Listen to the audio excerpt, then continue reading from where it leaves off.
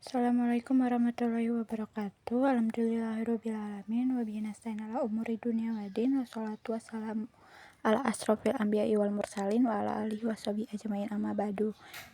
Perkenalkan, saya Vela Takia Hayati dari kelas S22B. Di sini saya akan menjelaskan tentang akad wakalah. Jadi, akad wakalah adalah suatu perjanjian berupa kesepakatan adanya perlimpahan kekuasaan atau mandat dari pihak pertama kepada pihak kedua. Seseorang tidak akan pernah bisa mengerjakan semua hal secara sendiri.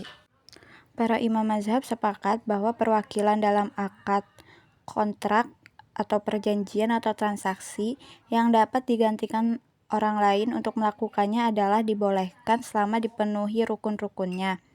Tiap-tiap hal yang boleh dilakukan penggantian yang dapat dikerjakan orang lain seperti jual beli, persewaan, pembayaran utang, menyuruh, menuntut hak, dan menikahkan, maka sah memberi wakalah.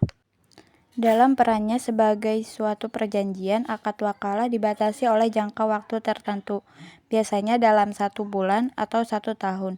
Hal ini dikarenakan akad wakalah dilakukan sebagai pemenuhan suatu kebutuhan spesifik saja dan berlaku hanya sementara. Adapun landasan hukum yang telah mensyariatkan wakalah ada pada Al-Quran surat Al-Kahfi ayat 19 yang artinya, dan demikianlah kami bangunkan mereka agar mereka saling bertanya di antara mereka sendiri. Salah seorang di antara mereka berkata, "Sudah berapa lama kamu berada di sini?" Mereka menjawab, "Kita berada di sini sehari atau setengah hari." Berkata yang lain, "Tuhan, kamu lebih mengetahui berapa lamanya kamu berada di sini. Maka suruhlah salah seorang di antara kamu untuk pergi ke kota dengan membawa uang perakmu ini, dan hendaklah ia lihat manakah makanan yang lebih baik, maka hendaklah ia membawa makanan itu untukmu, dan hendaklah ia berlaku lemah lembut dan janganlah sekali-kali menceritakan halmu kepada seorang pun."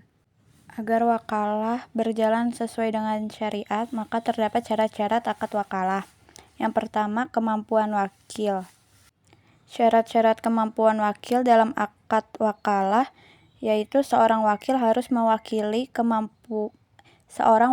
memiliki kemampuan untuk melakukan tugas yang diberikan oleh pemberi kuasa. Seorang wakil juga harus mempunyai integritas dan kejujuran yang tinggi dalam menjalankan tugas yang diberikan. Yang kedua, ada kesepakatan para pihak. Kesepakatan para pihak yaitu suatu persetujuan yang dibuat oleh pemberi kuasa dan wakil dalam akad wakalah.